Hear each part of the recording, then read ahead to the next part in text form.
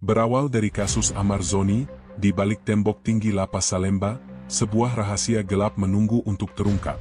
Seorang artis yang dituduh sebagai pengedar narkoba dan dipindahkan ke Lapas Nusa Kambangan. Namun di balik jeruji besi, ada suara pengakuan dari seorang sipir bernama Nando Prawira, yang membuka tabir gelap penyalahgunaan kekuasaan di balik penjara. Tapi, jika semua bukti sudah diatur dari awal, siapa sebenarnya yang menjadi korban sesungguhnya? Sebelum kita lanjut ceritanya, jangan lupa ya like dan subscribe channel Saka Bercerita. Jangan lupa menulis asal daerah kalian di kolom komen, supaya kita lebih kenal dan dekat. Silakan duduk yang nyaman karena ceritanya baru dimulai. Let's go! Pagi di Lapas Salemba tidak pernah benar-benar terasa seperti pagi. Udara di sini berat, dingin, dan berbau besi karatan. Setiap langkah kaki yang menapaki lantai semen memantulkan gema sunyi yang panjang. Suara rantai pintu sel beradu seperti dentang logam neraka, keras, kering, dan menusuk telinga. Bagi orang luar, mungkin itu terdengar menakutkan. Tapi bagi kami yang bekerja di sini, itu sudah seperti irama kehidupan sehari-hari. Namaku Nando Prawira. Sipir kelas menengah di Lapas Salemba, sudah hampir 10 tahun. Aku masih ingat hari pertama mengenakan seragam ini, warna biru muda dengan emblem kecil di dada kiri bertuliskan Kemenkumham. Waktu itu aku merasa bangga. Rasanya seperti diberi mandat untuk menjaga keadilan. Tapi seiring waktu, aku baru sadar, di balik seragam ini, tidak hanya ada disiplin dan tanggung jawab, tapi juga bayangan gelap yang tak pernah pergi. Setiap hari aku berangkat sebelum matahari muncul. Jakarta masih basah oleh sisa hujan dini hari. Jalanan sepi, hanya ada deru motor dan lampu merah yang berkedip malas. Aku hafal setiap tikungan menuju penjara, setiap warung kopi, setiap wajah pengemis yang duduk di pinggir jalan. Rutinitas ini seperti pengingat, bahwa hidupku terkurung di dua tempat, di luar tembok dan di dalamnya. Ketika aku melewati gerbang besar lapas, suara besi berderit pelan. Dua rekan sipir lain memberi hormat cepat, lalu kami masuk bersama. Udara di dalam lebih pengap. Bau sabun murah bercampur keringat dan asap rokok murahan. Disinilah, dunia lain dimulai. Dunia di mana keadilan tak lagi punya bentuk pasti.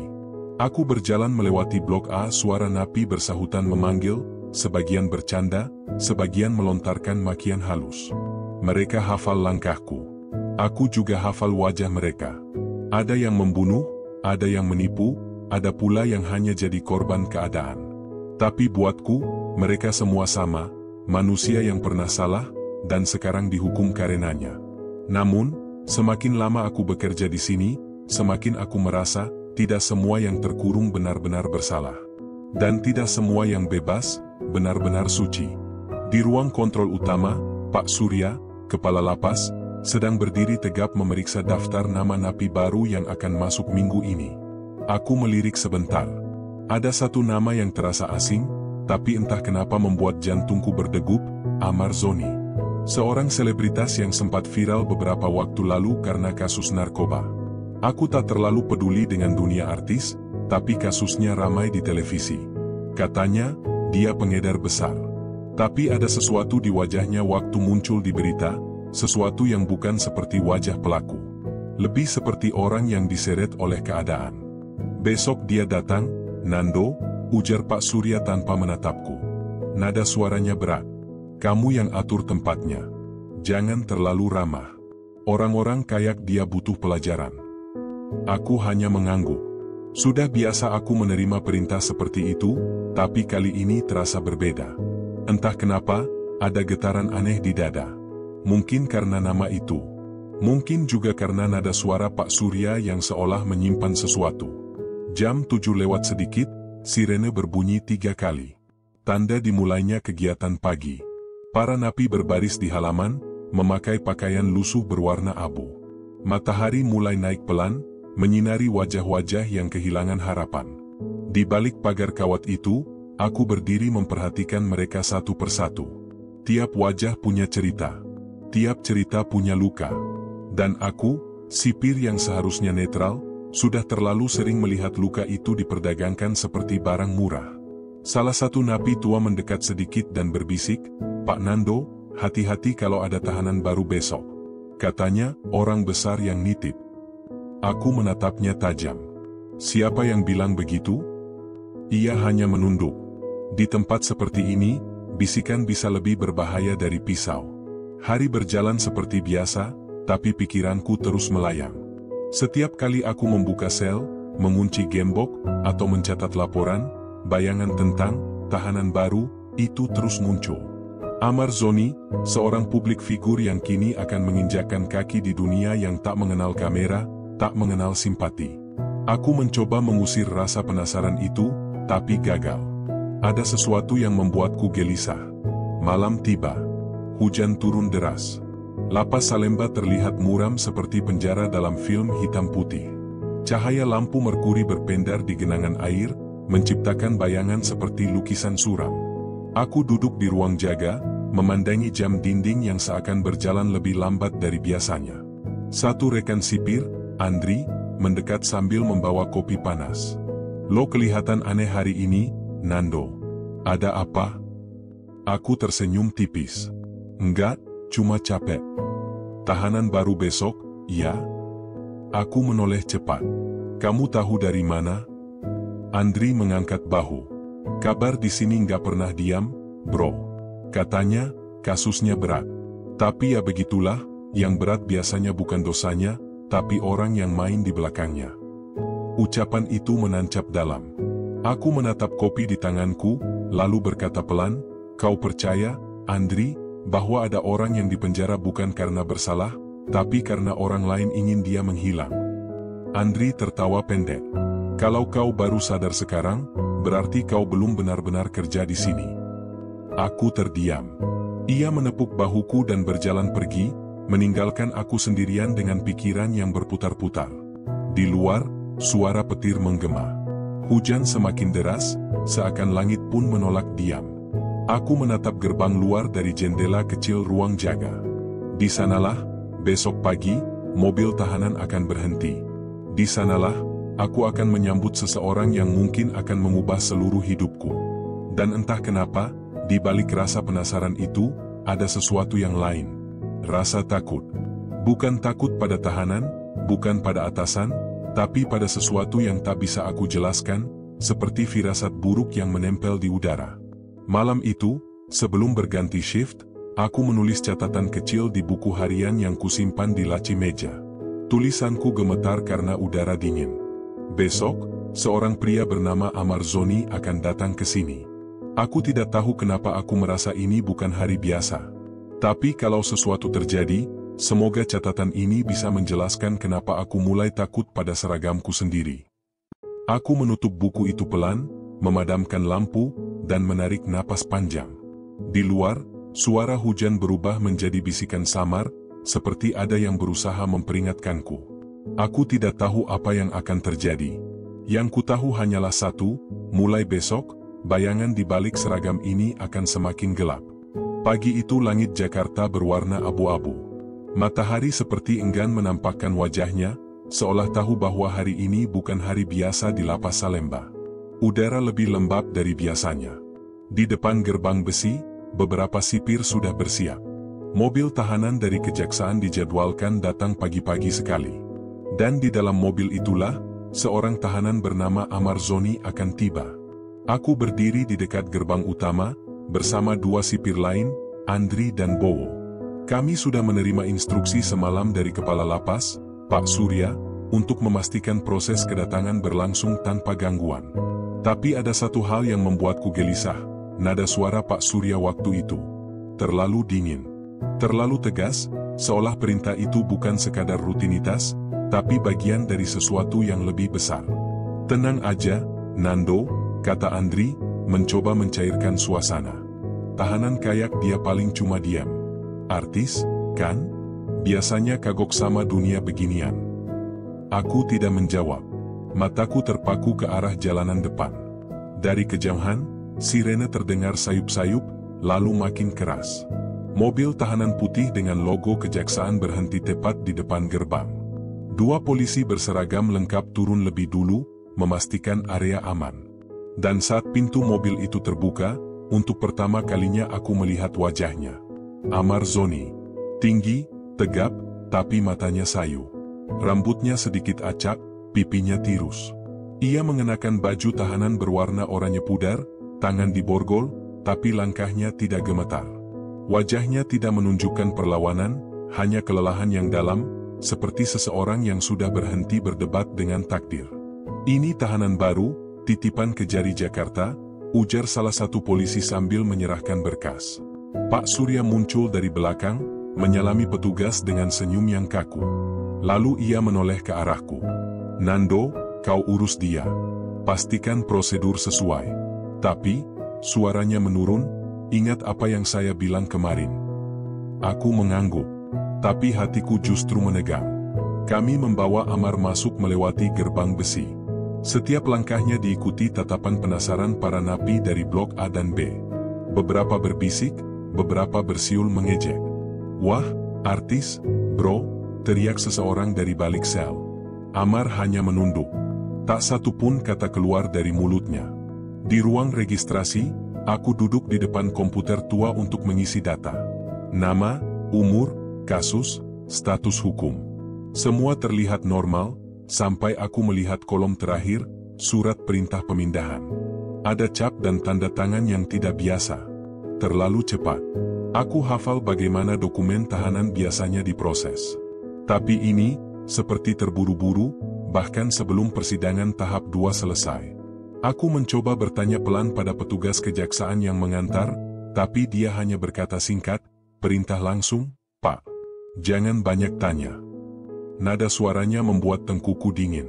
Setelah proses selesai, aku menggiring Amar ke blok baru, blok timur, area khusus untuk tahanan yang dianggap berisiko tinggi atau butuh pengawasan ketat. Biasanya blok ini diisi para napi kasus narkoba kelas berat dan residivis berpengaruh. Namun anehnya, kali ini hanya ada 2 sel kosong. Dan Pak Surya sudah menyiapkan salah satunya, bahkan sebelum Amar datang. "Masuk," kataku datar sambil membuka pintu sel.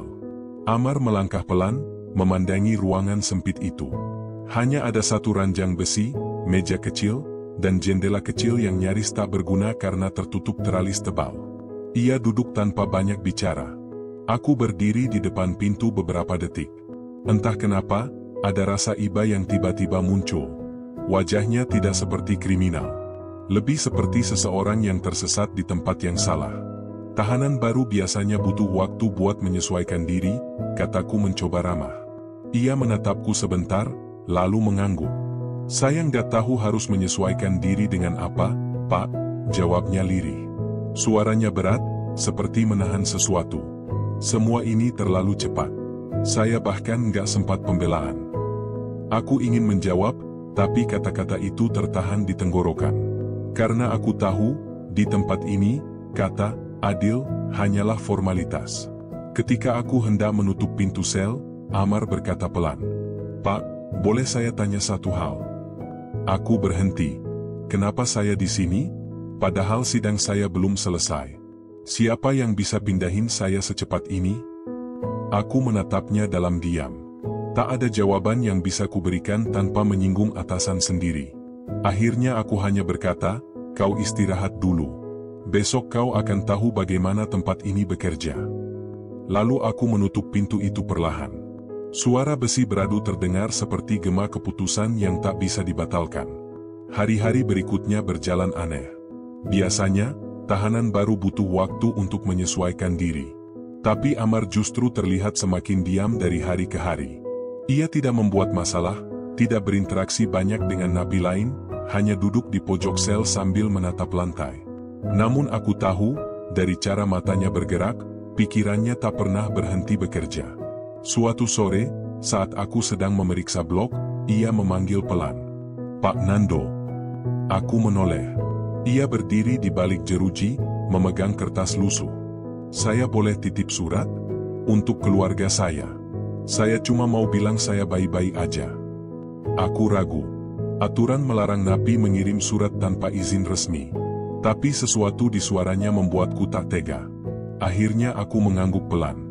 "Nanti saya bantu uruskan lewat kantor depan." Wajahnya sedikit melembut. "Terima kasih, Pak. Nggak semua orang di sini seburuk yang saya kira." Kata-kata itu menohokku. Aku berpaling cepat, pura-pura tidak mendengar. Karena aku tahu, kalau aku terus mendengarnya, aku bisa lupa bahwa aku sipir dan dia tahanan. Dan itu berbahaya. Malamnya, aku duduk sendirian di pos jaga, membaca kembali berkas Amar. Ada sesuatu yang mengganjal, laporan penangkapan tidak lengkap. Tidak ada hasil tes laboratorium, tidak ada barang bukti yang jelas. Hanya temuan indikasi dan keterangan dari 2 saksi anonim. Ini bukan berkas resmi yang wajar. Ini seperti dirancang untuk menutup cerita, bukan membuka kebenaran. Tiba-tiba pintu ruang jaga terbuka. Pak Surya masuk, langkahnya berat. "Kau sibuk apa, Nando?" Aku buru-buru menutup berkas itu. "Cuma cek laporan harian, Pak." Ia mendekat perlahan, menatapku dengan tatapan tajam. "Hati-hati dengan rasa ingin tahu. Di tempat ini, tahu terlalu banyak bisa bikin hidupmu pendek." Suara itu dingin, tanpa nada bercanda. Aku hanya bisa mengangguk pelan. Dan saat ia pergi, aku sadar, bukan hanya Amar yang sedang diawasi. Aku juga. Malam semakin larut. Dari dalam blok, terdengar suara orang berdebat pelan. Lalu tiba-tiba sunyi. Aku melangkah mendekat ke arah blok timur, menyorotkan senter. Di dalam sel, Amar duduk memeluk lutut, menatap kosong ke arah jendela yang kecil. Aku memandangi wajahnya beberapa detik. Ada sesuatu di sorot matanya, bukan takut, tapi luka.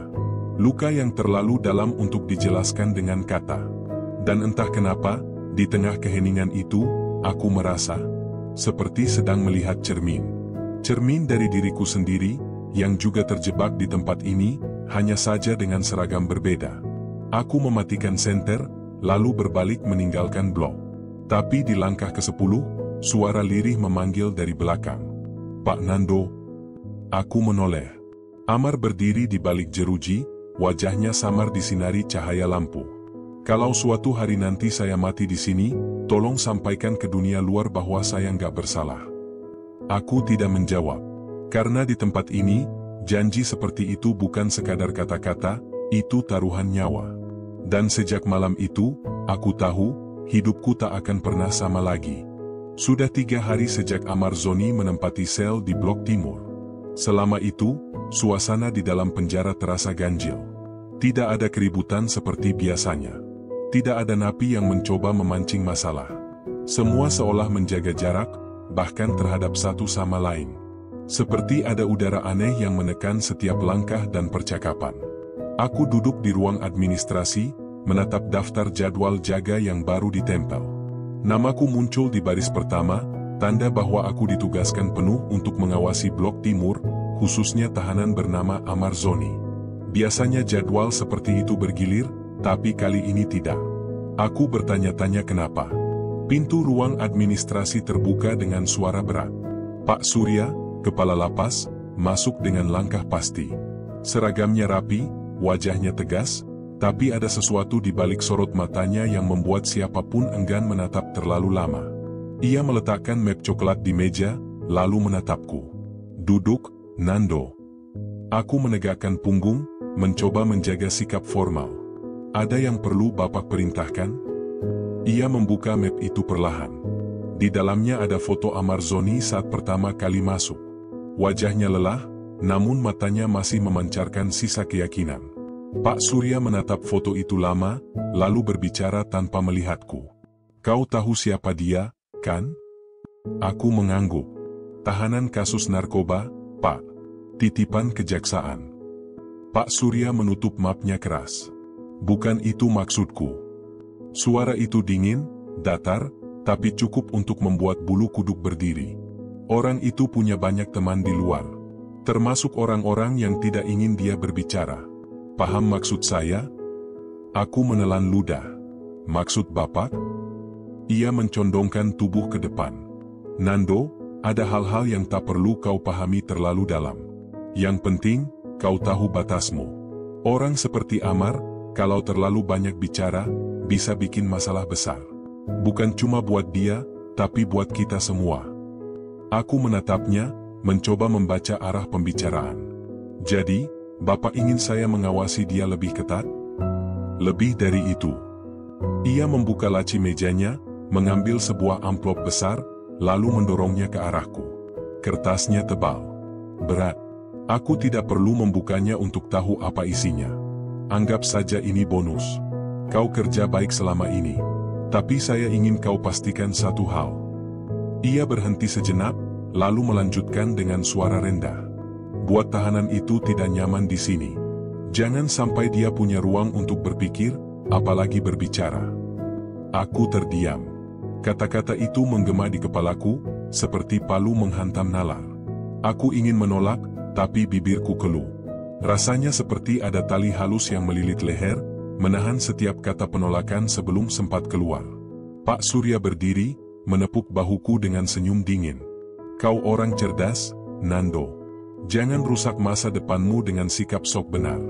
Di tempat ini, yang idealis cepat hancur.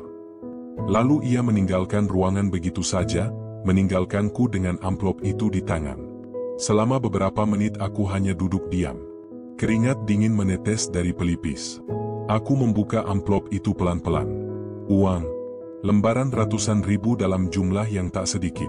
Wangi kertas baru bercampur rasa muak yang naik ke tenggorokan. Aku menatap uang itu lama. Bagian diriku yang pernah bangga dengan seragam ini tiba-tiba hancur. Apakah ini artinya menjaga keadilan? Atau hanya menjaga kepentingan orang berkuasa? Suara pintu berderit memecah lamunan. Andri muncul, memandangku dengan heran. Lo kelihatan pucat, bro. Ada apa? Aku buru-buru menutup amplop itu. Enggak, cuma capek. Ia tertawa kecil. Capek atau disuruh hal aneh lagi sama si tua itu? Aku menatapnya tajam. Kau tahu sesuatu? Andri mendesah. Nando, gue udah lama kerja di sini. Semua orang tahu, ada tahanan-tahanan yang bukan buat dihukum, tapi buat dikubur pelan-pelan. Lo ngerti, kan? Aku menunduk. Ia menepuk bahuku, lalu pergi sambil berkata lirih, jangan terlalu bersih kalau mau bertahan di tempat kotor. Ucapan itu menempel di kepalaku sepanjang hari. Sore menjelang. Hujan turun deras. Dari pos penjagaan, aku melihat Amar duduk sendirian di selnya. Ia menatap keluar jendela kecil, seakan mencoba mencari sesuatu di balik hujan. Ada keheningan yang aneh di wajahnya, bukan pasrah, tapi menunggu. Aku berjalan mendekat. Zoni, panggilku pelan. Ia menoleh, matanya merah karena kurang tidur. Pak Nando, hari ini makanmu habis? Ia mengangguk. Iya, Pak. Terima kasih sudah ngasih jatah tambahan kemarin. Aku pura-pura tidak mendengar bagian itu. Di tempat seperti ini, kebaikan sekecil apapun bisa dianggap pelanggaran besar. Tiba-tiba ia bicara pelan, nyaris berbisik. Pak, kenapa mereka semua kayak benci sama saya? Bahkan petugas yang gak kenal saya pun ngelihat kayak mau ngebunuh. Aku menatapnya, mencoba menahan emosi. Kadang, orang takut sama yang mereka gak ngerti, jawabku.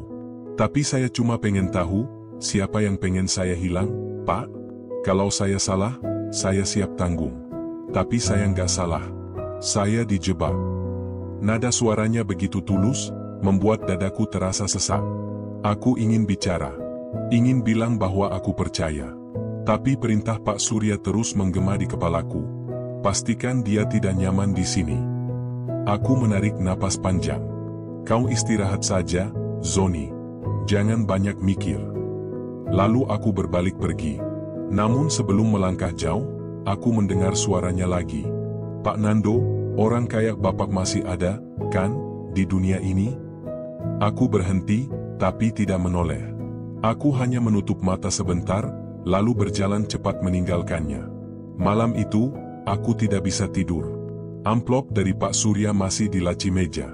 Setiap kali aku melihatnya, dada terasa berat. Antara rasa bersalah dan takut. Antara nurani dan perintah.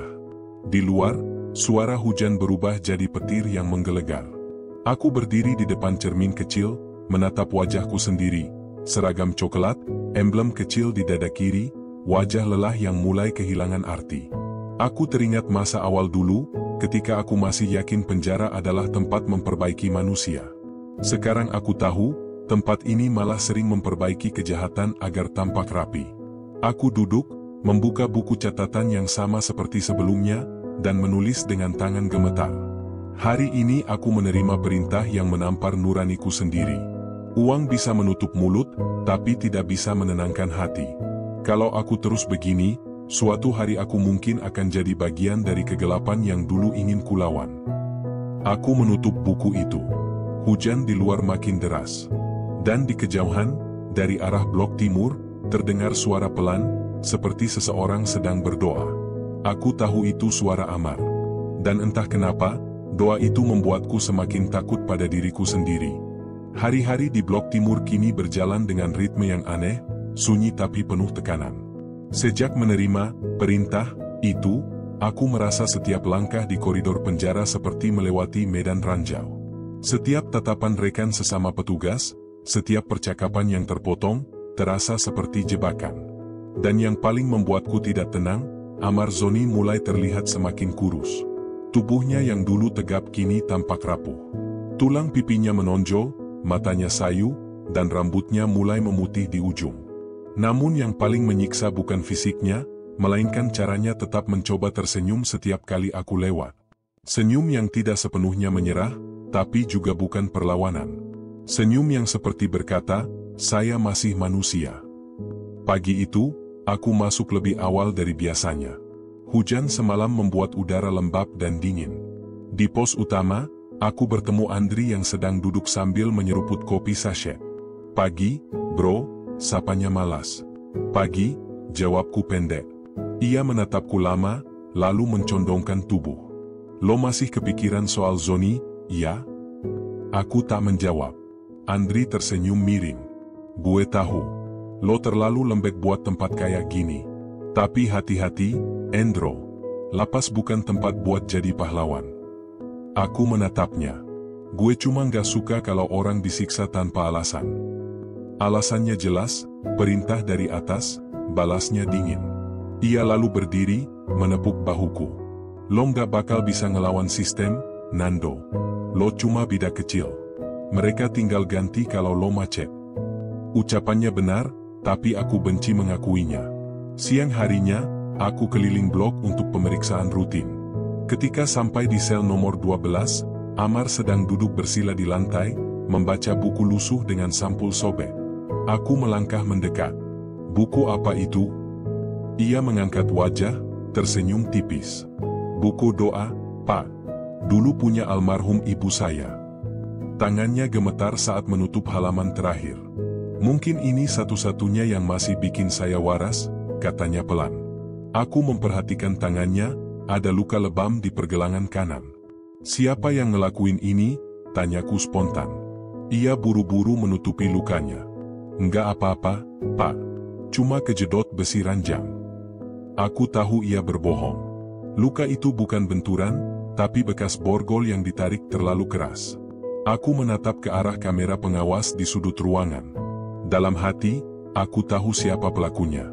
Dan kemungkinan besar, mereka melakukannya atas perintah yang sama seperti yang kuterima. Aku menarik napas dalam-dalam. Kalau ada yang ganggu kamu lagi, bilang ke saya. Amar menatapku dengan sorot mata yang aneh, antara terima kasih dan ketakutan. Bapak nggak usah ikut campur, nanti bapak juga kena masalah, katanya lirih. Aku tak menjawab, hanya berbalik pergi. Tapi kalimat itu menancap tajam di kepala. Sore menjelang, dan aku dipanggil ke ruang kepala lapas lagi. Pak Surya duduk di balik meja besar, menatapku tanpa ekspresi. Nando, saya dengar kau mulai terlalu sering ngobrol dengan tahanan itu, katanya langsung. Aku menelan ludah. Hanya pemeriksaan rutin, Pak.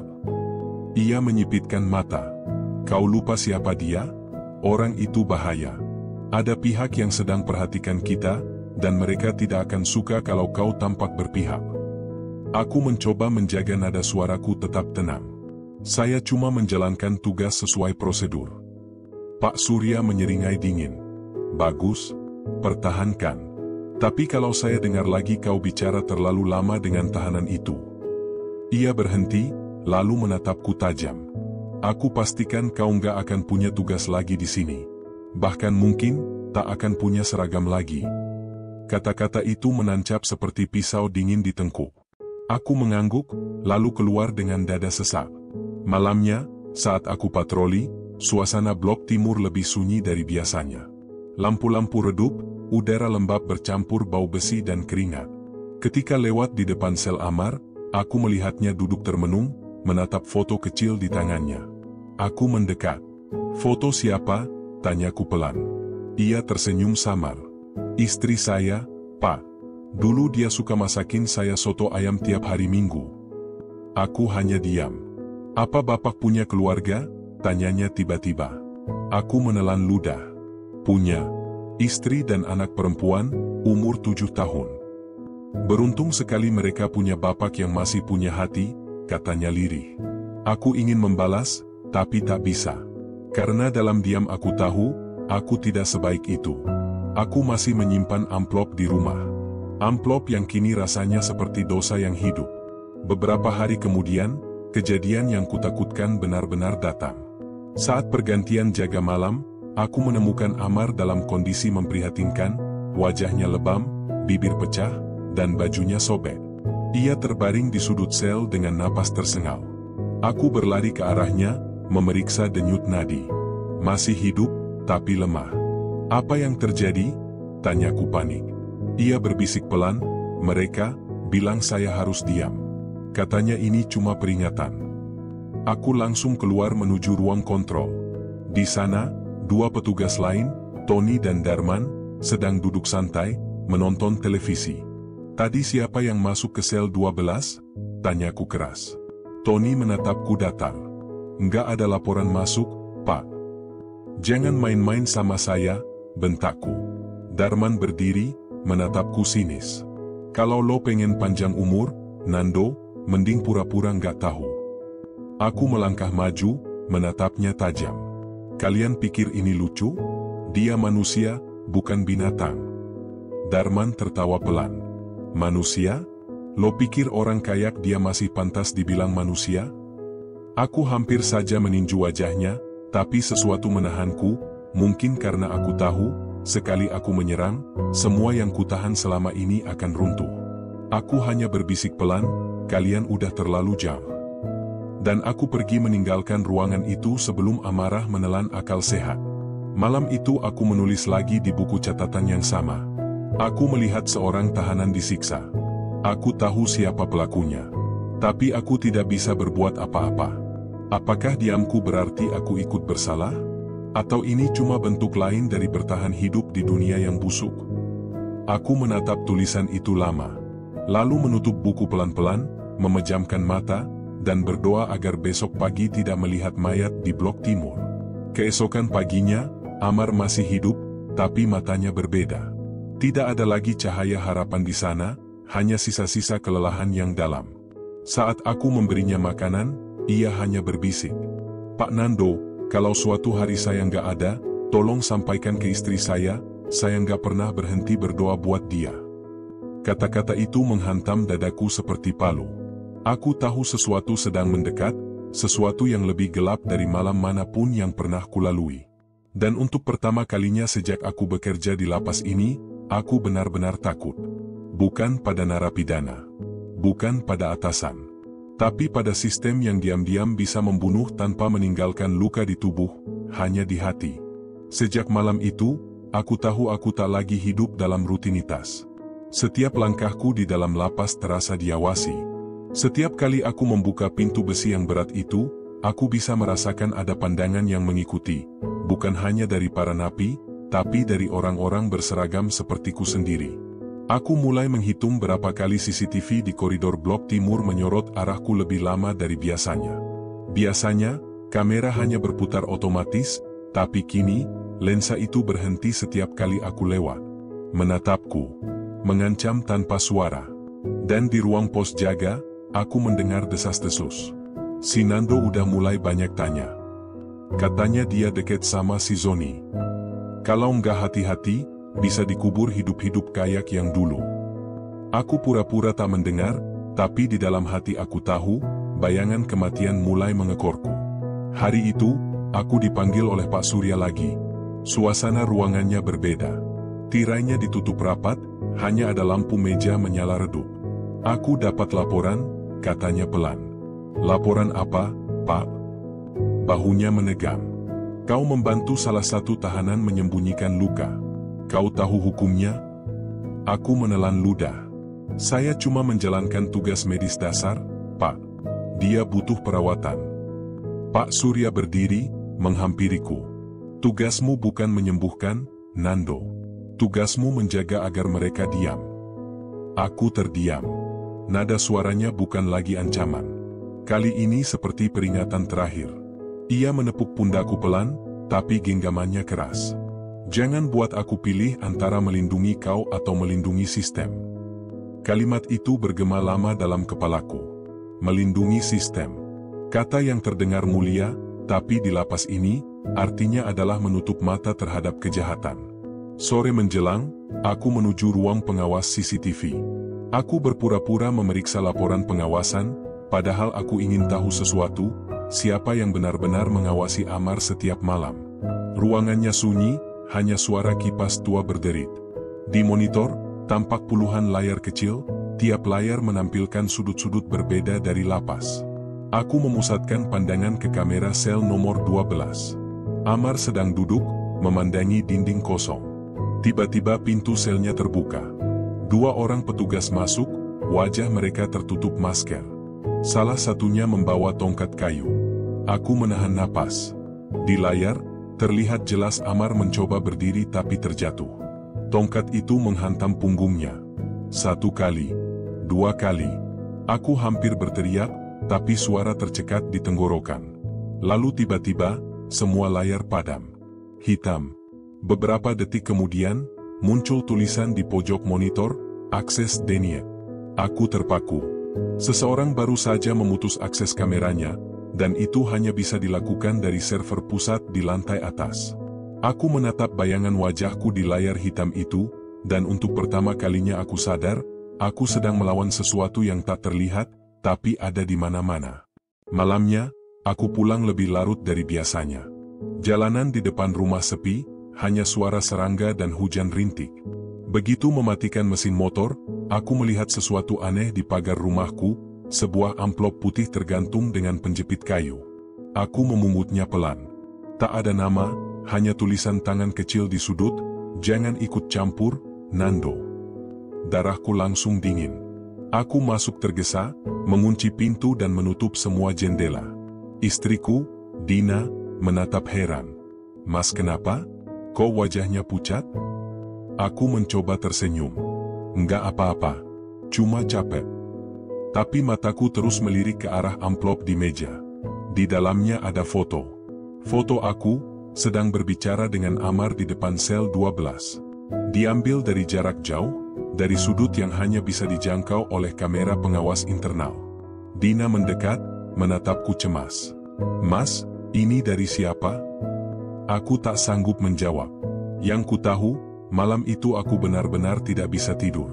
Hari-hari berikutnya, situasi makin menekan. Rekan-rekan sipir mulai menjauhiku. Setiap kali aku datang ke pos, percakapan berhenti. Mereka menatapku seolah aku membawa penyakit. Bahkan Andri, satu-satunya teman yang dulu bisa kuajak bercanda, kini mulai dingin.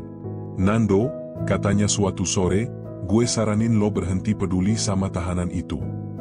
"Kenapa?" Ia menatapku tajam. "Karena lo nggak ngerti permainan ini.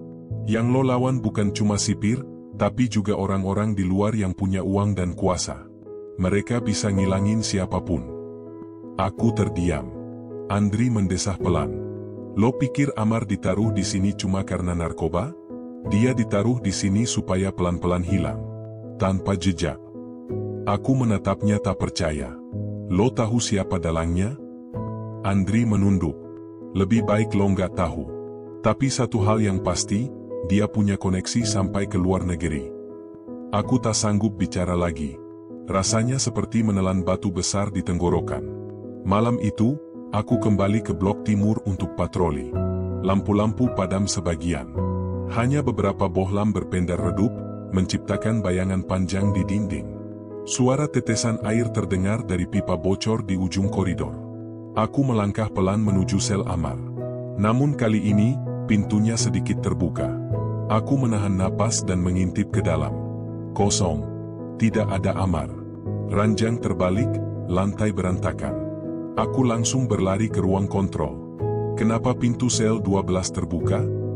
Mana tahanannya? Petugas jaga malam menatapku bingung. Kami nggak tahu, Pak. Tadi semua data pengawasan sempat error 10 menit. 10 menit. Cukup waktu untuk menghilangkan seseorang.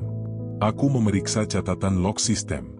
Ada akses manual dari server pusat, dilakukan oleh akun bernama Supervisor 01. Aku tahu pemilik akun itu, Pak Surya. Dadaku berdebar. Aku segera berlari ke arah ruang bawah, tempat yang jarang digunakan kecuali untuk isolasi atau pemindahan tahanan. Di ujung lorong gelap, aku mendengar suara. Suara langkah. Dan teriakan lirih. Pak, tolong. Itu suara Amar. Aku melangkah cepat, tapi tiba-tiba seseorang menarik bahuku dari belakang. Tangan kuat mencengkeram mulutku. Diam, Nando. Lo nggak lihat apa-apa malam ini. Itu suara Darman. Aku meronta, tapi 2 orang lain datang dan menahanku. Salah satu menodongkan pistol ke arah perutku. Sekali lo buka mulut, lo bukan cuma kehilangan seragam. Lo bakal dikubur di balik tembok yang sama dengan para napi. Mereka melepaskanku perlahan dan pergi. Aku terduduk di lantai, gemetar. Dari kejauhan, aku masih mendengar suara rantai diseret dan pintu besi ditutup rapat. Lalu, sunyi. Pagi berikutnya, laporan resmi menyebutkan Amar dipindahkan ke Nusa Kambangan karena alasan keamanan dan pembinaan lanjutan. Tak ada yang mempertanyakan. Tak ada berita. Hanya aku yang tahu kebenarannya, bahwa malam itu Amar tidak dipindahkan, tapi dihilangkan. Dan sejak hari itu, aku tahu hidupku tak lagi sama. Setiap kamera di lapas kini terasa seperti mata yang memantauku, menunggu langkah salahku berikutnya. Mata yang tak pernah tidur. Mata yang memastikan kebenaran tetap terkubur di balik jeruji besi. Hujan turun deras malam itu. Suara air yang menampar atap seng lapas Salemba bergema seperti dentuman drum perang. Aku duduk di ruang jaga, menatap layar CCTV yang menampilkan lorong-lorong kosong. Semua tampak biasa. Tapi perasaanku tidak. Ada sesuatu yang tidak beres malam ini. Jam di dinding menunjukkan hampir tengah malam ketika pesan dari atasan muncul di ponsel dinas. Siapkan pemindahan tahanan atas nama Amar Zoni. Tidak perlu laporan detail. Jalur belakang. Segera. Aku menatap layar itu lama. Ada sesuatu yang ganjil. Biasanya, pemindahan tahanan selalu lewat prosedur resmi. Ada surat, ada tanda tangan, ada pengawalan. Tapi malam ini, semuanya sunyi. Tak ada surat, tak ada pengumuman. Hanya pesan singkat yang terasa seperti perintah gelap. Aku segera mengenakan jas hujan dan menuju area blok isolasi, tempat Amar terakhir kali kulihat. Lorong itu dingin dan basah, lampu-lampunya berkelap-kelip seperti hampir padam. Setiap langkahku bergema pelan, bercampur dengan suara guntur di kejauhan. Ketika aku tiba di depan pintu besi besar itu, 2 petugas sudah berdiri di sana. Wajah mereka tidak asing, Tony dan Darman. Keduanya mengenakan jaket hitam, tanpa tanda pangkat. Sudah siap? Tanya Tony tanpa menatapku. Pemindahan ini lewat jalur mana? Tanyaku pelan. Jalur belakang. Arahan dari Pak Surya, jawab Darman singkat. Aku menatap mereka bergantian. Tak ada mobil resmi parkir di area itu. Tak ada petugas pendamping. Hanya 1 mobil van putih dengan kaca gelap, tanpa plat nomor jelas. Di dada, perasaan tidak enak itu berubah menjadi sesuatu yang lain, takut bercampur marah. Ada surat perintahnya? Tanyaku lagi. Tony melirikku dengan senyum sinis. Kau terlalu banyak tanya, Nando. Ini cuma urusan biasa. Dia dipindah, titik. Sebelum aku sempat bicara lagi, pintu sel terbuka. Amar dibawa keluar dalam keadaan terikat dan diseret seperti barang. Tubuhnya penuh memar, bibirnya pecah, tapi matanya masih hidup. Ketika melihatku, ia menatap tajam, bukan dengan kebencian, tapi dengan harapan terakhir. Pak Nando, suaranya serak, hampir tak terdengar. Aku ingin menolong, tapi langkahku terasa berat, seolah ada rantai yang menahan di setiap sendi. Darman mendorongnya ke arah van. Tony membuka pintu belakang, lalu mengikat rantai di pergelangan kakinya. Amar mencoba bicara, tapi langsung dibungkam dengan kain. Dia bukan tahanan biasa, kataku pelan. Tony berhenti, menatapku dengan pandangan tajam. Justru karena tidak biasa makanya dia harus dipindah malam ini. Kau pikir ini cuma narkoba, Nando? Ini permainan besar. Apa maksudmu? Tanyaku. Ia mendekat, berbisik di telingaku. Orang di luar sana mau pastikan dia nggak buka mulut. Dan percayalah, mereka bisa bikin siapapun hilang. Suara guntur menyambar. Amar digiring masuk ke van, pintu ditutup keras. Tony memberi aba-aba, dan mobil itu meluncur pelan ke arah gerbang samping lapas. Aneh, gerbang itu biasanya selalu dikunci ganda. Tapi malam itu, terbuka lebar, dijaga dua orang berseragam gelap yang tidak kukenal. Aku berdiri di tempat, menatap mobil itu perlahan menghilang di balik hujan. Hatinya seolah ikut ditinggalkan di dalam van itu. Sesuatu dalam diriku berteriak, lakukan sesuatu. Tapi logikaku menjerit, diam, Nando. Diam kalau ingin tetap hidup. Beberapa jam kemudian, lapas kembali sunyi. Aku masuk ke ruang CCTV, ingin memastikan rekaman malam itu tersimpan. Namun ketika membuka folder sistem, semuanya telah terhapus. Semua file dari pukul 8 malam sampai pukul 2 pagi hilang. Kosong. Aku menggertakkan gigi. Itu bukan error biasa. Itu sabotase. Di atas meja komputer, aku menemukan catatan kecil. Jangan bodoh, Nando. Kamu sudah dilihat. Tulisan tangan itu sama seperti yang ada di amplop yang pernah kukira ancaman iseng. Tapi kali ini aku yakin, mereka mengawasiku. Bahkan mungkin, sejak awal aku sudah jadi bagian dari rencana mereka. Aku bergegas ke gudang logistik, tempat biasanya disimpan arsip lama. Setelah membongkar beberapa berkas, aku menemukan satu map berwarna merah dengan nama, Transfer Napi AMZ Proses Internal. Di dalamnya, hanya ada satu lembar surat tanpa kop resmi. Tertulis, pemindahan berdasarkan permintaan pihak keluarga untuk proses pembinaan pribadi. Tanda tangan di bawahnya, milik seseorang yang tak pernah kukenal, Rizal Ramadan. Aku mencoba mengingat nama itu.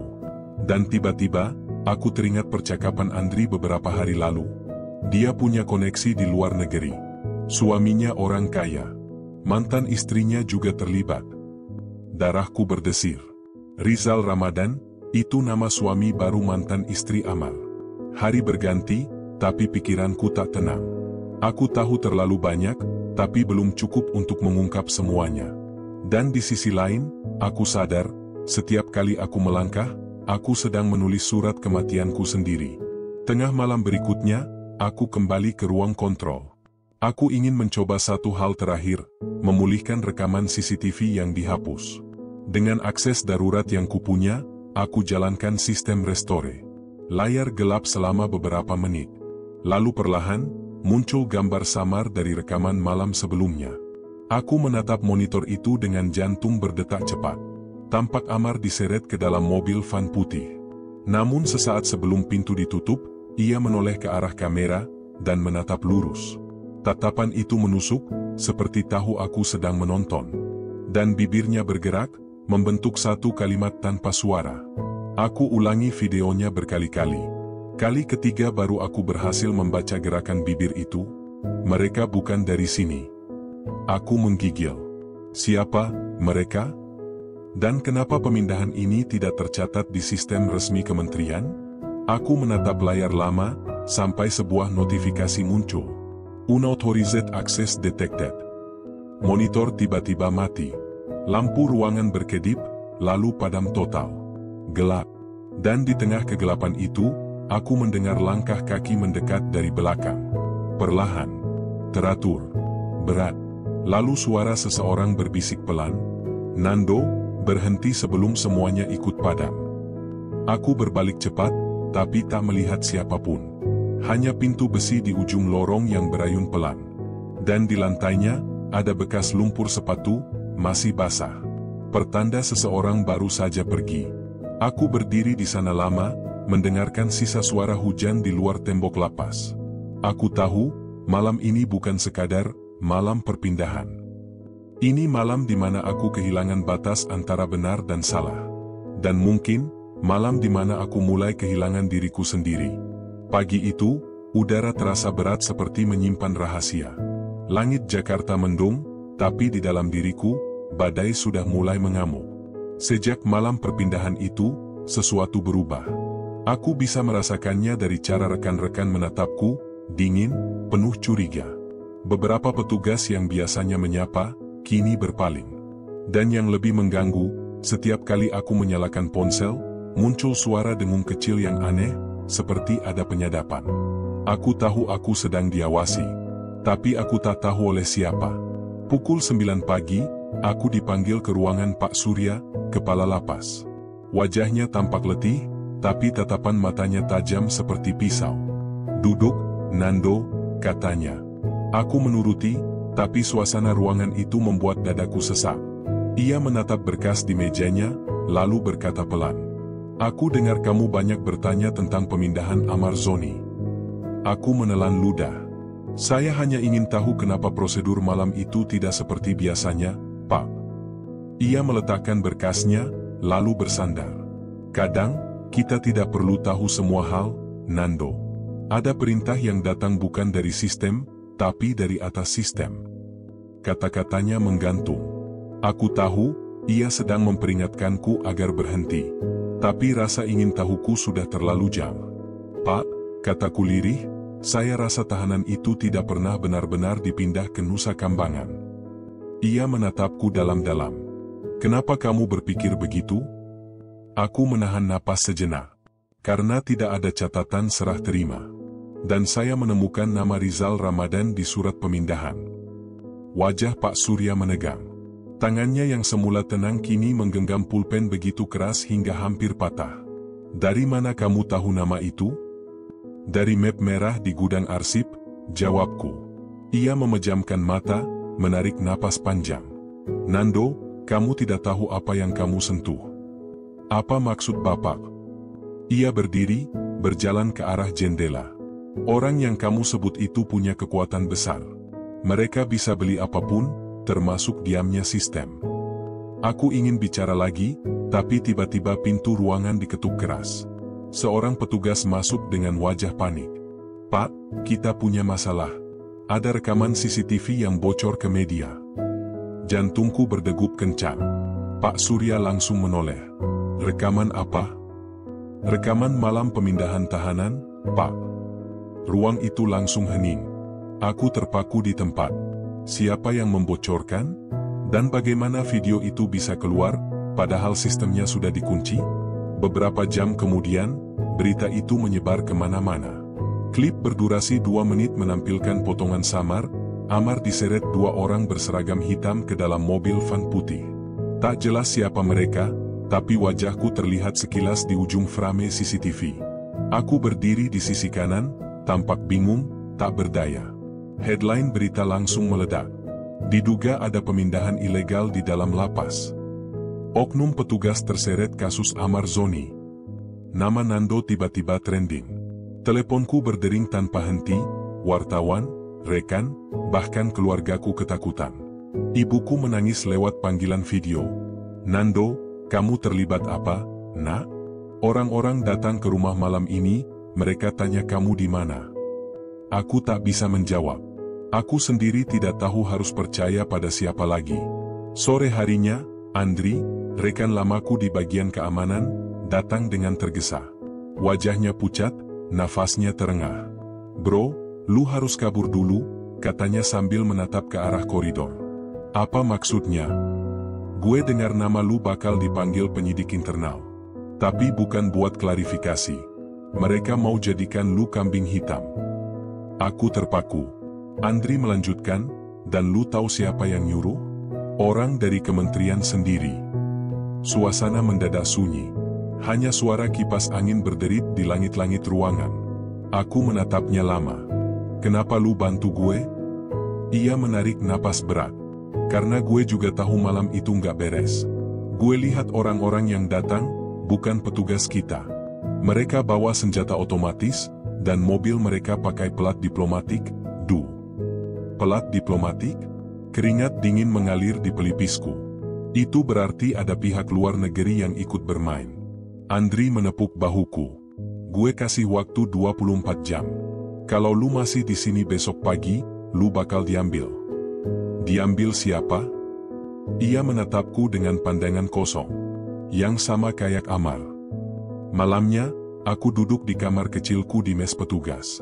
Di luar, angin berdesir, membawa aroma hujan. Aku menatap ponsel, membuka berita lagi. Video itu sudah ditonton jutaan kali, tapi bagian akhir tampak dipotong. Aku tahu, video aslinya lebih panjang. Dan aku tahu siapa yang merekam, sistem internal yang sempat kupulihkan malam itu. Berarti, seseorang berhasil mengakses ulang rekamanku dan membocorkannya keluar. Tapi kenapa? Untuk menjatuhkanku, atau untuk membuka kebenaran? Saat aku berpikir keras, pesan masuk ke ponsel. Nomor tak dikenal. Pesannya hanya satu baris.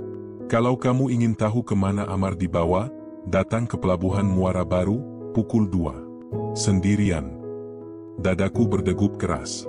Aku menatap pesan itu lama. Rasanya seperti jebakan, tapi juga satu-satunya jalan untuk mencari jawaban. Tepat pukul 2 dini hari, aku tiba di pelabuhan. Hujan gerimis membasahi aspal. Beberapa kapal nelayan bersandar, tapi area dermaga utama sepi. Aku berjalan pelan, menatap sekeliling. Dari balik bayangan kontainer, seseorang muncul, memakai hoodie abu-abu, wajahnya tertutup masker. Ia melangkah mendekat, lalu menyerahkan flash disk kecil padaku. Ini, dari orang dalam, katanya pelan. Siapa kamu? Aku cuma perantara. Sebelum sempat aku bertanya lebih jauh, ia berbalik cepat dan menghilang di balik kabut. Aku berdiri sendirian, menggenggam flash disk itu erat. Sesampainya di mobil, aku menancapkannya ke laptop. Satu folder muncul di layar, AMS_confidential. Di dalamnya ada satu video berdurasi 5 menit. Tanganku gemetar saat menekan tombol play. Layar menampilkan ruangan gelap. Suara pria berbicara pelan, terdengar samar. Target sudah dipindahkan ke fasilitas pribadi. Jangan sampai ada yang tahu. Kita butuh waktu sampai semua berkas dihapus. Lalu muncul seseorang berjalan melintas di depan kamera. Wajahnya jelas. Aku mengenalinya. Pak Surya. Kepala lapas tempat aku bekerja. Tanganku terlepas dari keyboard. Video berhenti di frame terakhir, menampilkan wajahnya yang dingin dan penuh perhitungan. Aku terpaku, tak percaya. Orang yang selama ini kuanggap melindungi sistem, ternyata bagian dari permainan itu. Suaraku bergetar saat bergumam. Ini, bukan lagi tentang Amar. Ini tentang seluruh kebenaran yang disembunyikan. Dan malam itu aku tahu, rahasia ini tak hanya bocor. Rahasia ini sudah mulai mengalir keluar, menelan siapapun yang berani menyentuhnya. Aku tidak pernah menyangka, mencari kebenaran bisa semengerikan ini. 3 hari setelah video itu bocor, semuanya berubah menjadi mimpi buruk. Nomorku disadap, akun bankku dibekukan, dan seseorang menaruh surat ancaman di bawah pintu mes. Tulisan di kertas itu kasar dan bergetar, seolah ditulis dengan tangan penuh amarah. Berhenti cari masalah, atau kamu akan bernasib sama seperti dia. Aku tahu yang dimaksud, dia adalah Amar Zoni. Dan itu berarti aku sudah menjadi target berikutnya. Siang itu aku dipanggil ke ruang interogasi internal. 3 orang datang tanpa nama di papan identitas. 1 berpakaian sipil, 2 lainnya berseragam hitam tanpa emblem. Mereka tidak bicara sopan. Salah satu langsung mendorongku duduk di kursi besi, tanganku diborgol di belakang. Lampu neon di atas kepala terasa panas menembus kulit. Pria berpakaian sipil itu membuka map coklat, menatapku lama. Jadi, kamu Nando Prawira, iya? Aku diam. Pegawai lapas sejak tahun 2014. Dikenal disiplin. Tapi akhir-akhir ini, banyak tindakan kamu yang mencurigakan. Ia meletakkan selembar foto di meja, foto diriku di pelabuhan, malam aku mengambil flash disk itu. Coba jelaskan, kamu ketemu siapa malam itu? Aku menelan ludah. Saya hanya menerima barang bukti. Barang bukti, ia menatap tajam. Atau bukti yang akan kamu jual? Aku menahan napas, darahku mendidih. Saya tidak menjual apapun. Tiba-tiba satu pukulan mendarat di pipiku. Darah terasa asin di bibir. Mereka tidak ingin mendengar kebenaran, mereka hanya ingin membuatku takut. Setelah 2 jam diinterogasi tanpa jeda, pria berpakaian sipil itu menyalakan rokok dan berkata pelan. "Kamu tahu, Nando, orang seperti kamu seharusnya tidak terlalu ingin jadi pahlawan. Dunia ini tidak butuh orang jujur, dunia butuh orang yang bisa disetir." Aku menatapnya penuh benci. Tapi kalau semua bisa disetir, lalu siapa yang mengarahkan ke kebenaran? Ia tertawa kecil, lalu memberi isyarat kedua anak buahnya. Mereka menyeretku keluar, ke ruang bawah tanah lapas yang sudah lama tak dipakai. Bau lembab dan karat memenuhi hidungku. "Di sini," katanya dingin, "kami biasanya menyimpan barang bukti. Tapi malam ini, kami simpan kamu." Satu pukulan lagi datang dari belakang. Pandangan mataku kabur. Aku jatuh ke lantai, mendengar langkah kaki mereka menjam. Tinggallah aku sendirian, berdarah, terborgol, dan nyaris pingsan. Aku tidak tahu berapa lama aku pingsan. Ketika sadar, kepalaku berdenyut hebat. Dari kejauhan, terdengar langkah kaki mendekat. Aku menahan napas. Seseorang membuka pintu besi tua. Cahaya kecil menembus ruangan, menyingkap wajah yang tak asing. "Andri," bisikku lirih. Dia datang membawa senter kecil, wajahnya cemas. "Cepat, Du. Gue gak punya waktu banyak. Mereka udah cari lu." Dia membantuku berdiri, membuka borgol dengan kunci kecil yang ia selipkan di saku. Aku hampir jatuh, tapi dia menahanku. "Gue gak bisa ikut lama-lama. Lu harus keluar dari sini malam ini." Aku menatapnya. "Lu masih bisa bantu gue kenapa? Mereka bisa bunuh lu juga." Andri menarik napas panjang. "Karena gue udah kehilangan segalanya. Dan lu satu-satunya orang yang masih berani jujur." Tanganku bergetar saat aku mengeluarkan flash disk dari saku. "Ini buktinya, Andri. Video dari pelabuhan. Gue harus kasih ini ke media besar." Andri menatapnya ragu. "Kalau lu lakuin itu, nyawa lu taruhannya." "Aku udah gak peduli," kataku lirih. "Kebenaran harus hidup, meski aku yang mati." Kami keluar lewat lorong servis belakang. Tapi saat hampir sampai ke pagar, suara teriakan menggema. "Berhenti!" 3 orang berseragam muncul dengan senjata terangkat. Andri menatapku cepat, lalu berbisik, "Lari, Du." Aku sempat menoleh, tapi dia mendorongku keras ke arah luar pagar. Dentuman senjata memecah malam. Aku mendengar jeritan pendek, dan tubuh Andri terhempas ke tanah. Darah mengalir deras dari dadanya. Aku berlari tanpa menoleh lagi, air mata bercampur hujan. Di belakang, suara mereka masih berteriak, tapi langkahku terus menembus kegelapan. Beberapa jam kemudian, aku bersembunyi di sebuah rumah kosong di pinggiran Jakarta. Tanganku gemetar saat menyalakan laptop tua. Kulekatkan flash disk terakhir yang tersisa, file berisi semua pengakuan, semua bukti. Kuputar video terakhir, rekaman pengakuanku sendiri. Suara dalam video itu serak, tapi tegas. "Nama saya Nando Prawira. Saya sipir di Lapas Salemba. Saya menjadi saksi bahwa pemindahan Amar Zoni bukan prosedural, melainkan perintah langsung dari jaringan yang melibatkan pejabat tinggi dan sipir senior. Saya tahu setelah ini hidup saya tidak akan aman. Tapi biarlah, kebenaran harus punya suara, meski suara itu datang dari darah sendiri." Aku menatap wajahku sendiri di layar, lelah, tapi tenang. Kupencet tombol upload. File itu dikirim otomatis ke 5 alamat media nasional dan 1 lembaga internasional. Setelah itu, aku menutup laptop pelan. Dari luar terdengar suara mobil berhenti. Langkah kaki mendekat. Aku tahu mereka sudah menemukanku. Aku berdiri, menatap jendela yang mulai pecah. Kupeluk map berisi salinan surat-surat Amar, lalu berbisik pada diri sendiri. Kalau aku harus mati malam ini, biarlah dunia tahu siapa yang sebenarnya bersalah. Tembakan pertama menghantam kaca. Aku tersungkur. Darah hangat mengalir di tanah. Tapi sebelum kesadaranku hilang, aku mendengar suara sirene dari kejauhan. Dan di tengah kabur pandanganku, aku sempat tersenyum. Karena untuk pertama kalinya, aku tahu, kebenaran sudah tidak bisa disembunyikan lagi. Beberapa jam setelah penembakan, berita besar muncul di layar kaca seluruh negeri. Video pengakuan sipir lapas bocor ke publik. Pejabat dan oknum terlibat jaringan pemindahan ilegal tahanan. Nama Nando Prawira memenuhi seluruh pemberitaan. Orang-orang menatap layar televisi, sebagian menangis, sebagian terkejut. Di sudut kecil kota Jakarta, hujan masih turun deras. Dan di antara suara derasnya air, gema satu nama terus hidup.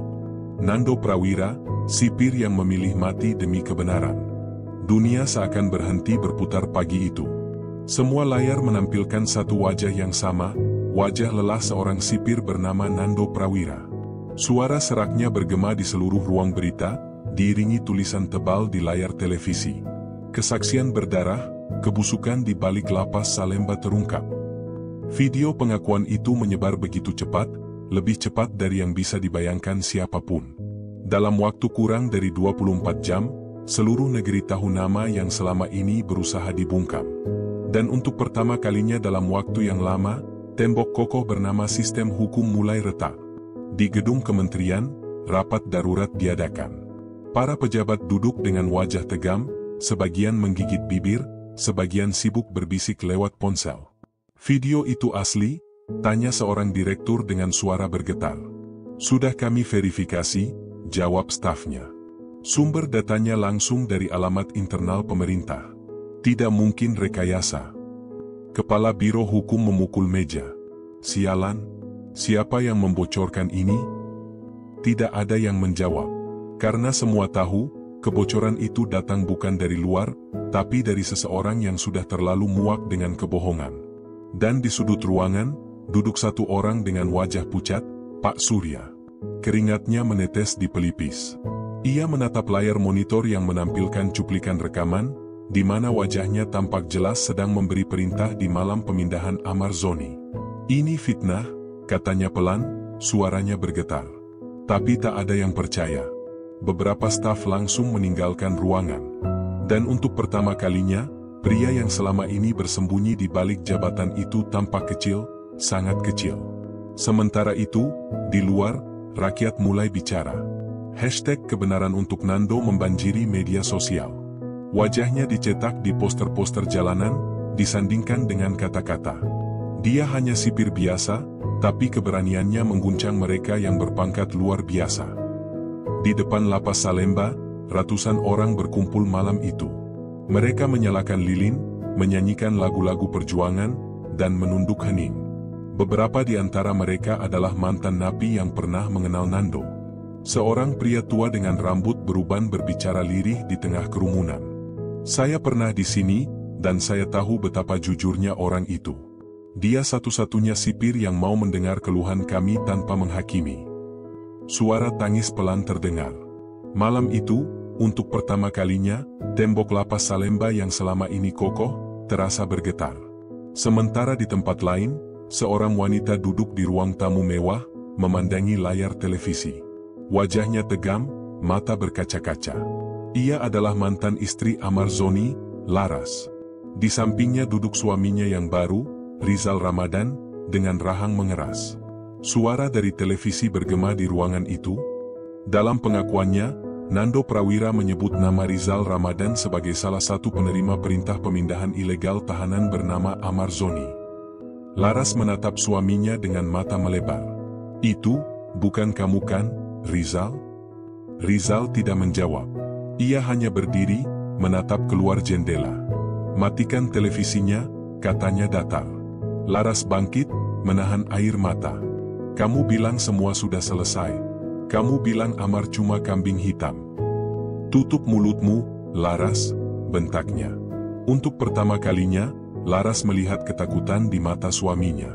Bukan ketakutan karena video itu, tapi ketakutan karena rahasia mereka benar-benar akan terbongkar. Malam itu, di ruang bawah tanah kantor polisi, dua petugas mendokumentasikan barang bukti baru. Salah satunya adalah flash disk milik Nando. Ketika mereka memutar ulang rekaman itu, di akhir file muncul potongan video tambahan yang sebelumnya belum viral. Suara Nando terdengar pelan, disertai napas berat. Kalau kamu mendengar ini, berarti aku sudah tidak ada. Tapi ketahuilah, aku tidak menyesal. Di balik jeruji yang mereka bangun untuk menutupi dosa, selalu ada celah kecil tempat kebenaran bisa keluar. Dan celah itu sekarang sudah retak. Petugas yang mendengarkan terdiam. Yang satu menatap layar lama, lalu berbisik lirih. Dia tahu, dia bakal mati waktu ngomong ini. Beberapa hari kemudian, penyelidikan besar dimulai. Banyak nama besar yang sebelumnya tak tersentuh, kini dipanggil satu persatu. Kantor lapas, kementerian, bahkan beberapa tokoh politik ikut terseret. Pak Surya ditahan. Ia duduk di balik jeruji yang dulu ia awasi dengan tangan besi. Kali ini, tidak ada bawahannya yang menunduk hormat. Hanya sunyi, dingin, dan tatapan kosong para petugas muda yang menggantikan posisinya. Dalam pemeriksaan, ia hanya berkata satu kalimat sebelum diam selamanya. Kami hanya menjalankan perintah, tapi kami lupa dari siapa perintah itu datang. Di sisi lain, Amar Zoni akhirnya ditemukan, bukan di Nusa Kambangan, bukan pula di rumah tahanan pemerintah. Ia disekap di sebuah villa tua milik perusahaan keamanan swasta di luar kota. Ketika tim gabungan menemukannya, tubuhnya lemah, tapi matanya masih menyala. "Siapa yang menyelamatkanku?" tanyanya pelan. Seorang petugas menjawab, seorang sipir, bernama Nando. Air mata jatuh di pipi Amar. Ia menatap ke langit-langit kamar sempit itu, dan berbisik, "Kau bahkan mati untuk menebus kesalahanku. Semoga Tuhan memberimu tempat terbaik." Beberapa minggu setelahnya, di halaman kecil dekat lapas, dibuat tugu sederhana bertuliskan, "Nando Prawira, sipir yang menolak diam. Kebenaran bukan untuk mereka yang aman, tapi untuk mereka yang berani terluka." Setiap malam, lilin-lilin kecil tetap menyala di bawah tugu itu. Para napi, petugas, dan warga datang silih berganti, menunduk hening, mengingat sosok yang dulu dianggap biasa. Karena dari tangan berdarah seorang sipir yang jujur, lahir sebuah retakan besar. Dan dari retakan itulah, perlahan cahaya masuk ke tempat yang selama ini paling gelap, sistem keadilan negeri ini. Namun di balik semua keheningan itu, satu hal masih belum selesai. Di sebuah ruangan gelap, seseorang sedang menatap dokumen tebal dengan nama besar di sampulnya.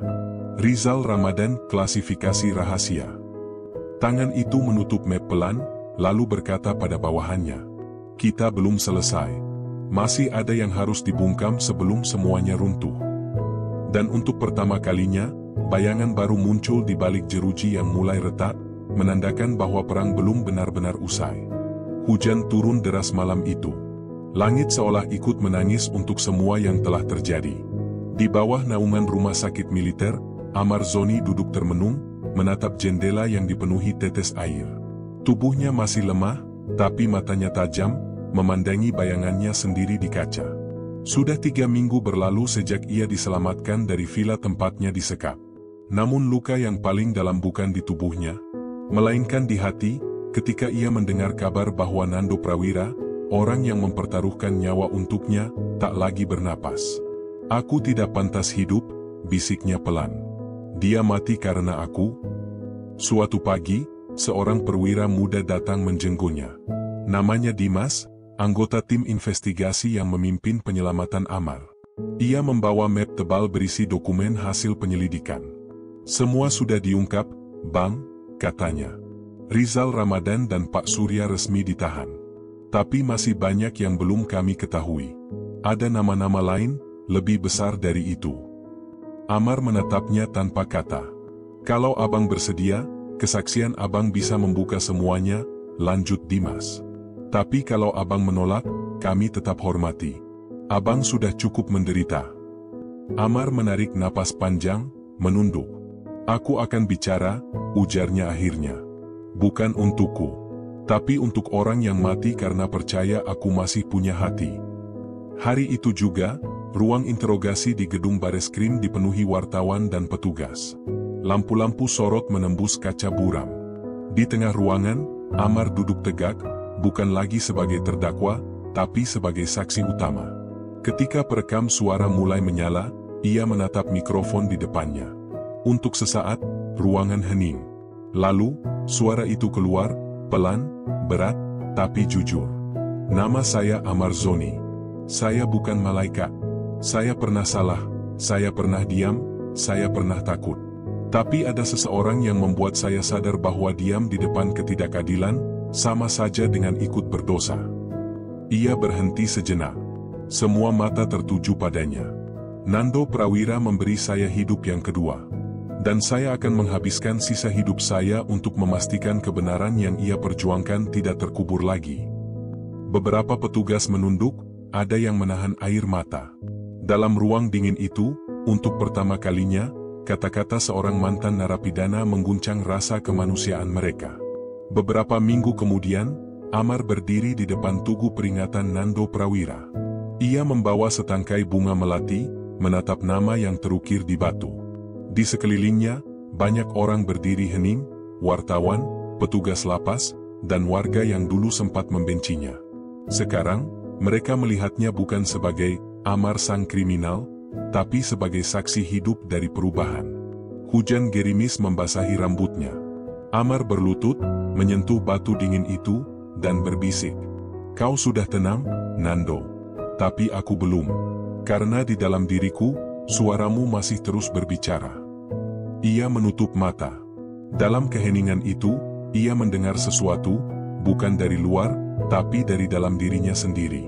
Sebuah suara lembut, seperti gema dari hati yang telah lama tertutup. "Jangan berhenti, Mar. Kebenaran tidak mati hanya karena orang baik pergi." Air mata jatuh tanpa bisa ditahan.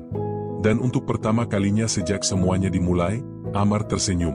Bukan karena bahagia, tapi karena akhirnya ia mengerti makna perjuangan itu. Beberapa bulan berlalu. Amar memutuskan tinggal di sebuah pesantren kecil di pinggiran kota Bogor. Ia membantu anak-anak binaan lapas untuk belajar membaca, menulis, dan memahami hidup. Setiap kali ada yang bertanya siapa dia, ia hanya menjawab sederhana. "Aku pernah hilang, tapi seseorang menuntunku pulang." Di malam-malam sunyi, ia sering menatap langit dan berbicara dalam hati. Tentang dosa, tentang pengampunan, dan tentang satu suara yang terus hidup di dalam dirinya. "Kau benar, Nando," gumamnya. "Suara dari dalam diri ini tidak akan pernah padam." Dan di luar sana, dunia yang dulu memandangnya dengan benci, kini mulai berubah. Kasus-kasus lama dibuka kembali. Para petugas yang dulu diam mulai berani bersuara. Sebuah gerakan kecil muncul, membawa nama Gerakan Nurani Sipir Indonesia. Di bawah lambang sederhana, sepasang tangan menggenggam kunci, tertulis kutipan dari Nando. "Jeruji bukan untuk membungkam manusia, tapi untuk membebaskan nuraninya." Amar berdiri di antara kerumunan saat gerakan itu diresmikan. Matahari sore menyinari wajah-wajah baru yang berjanji melanjutkan perjuangan itu.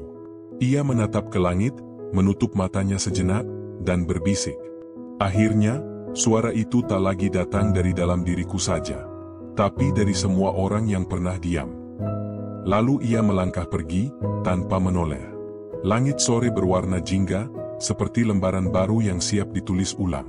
Kisahnya belum benar-benar usai, tapi kali ini, ia berjalan bukan sebagai korban, melainkan sebagai penyampai suara dari dalam diri.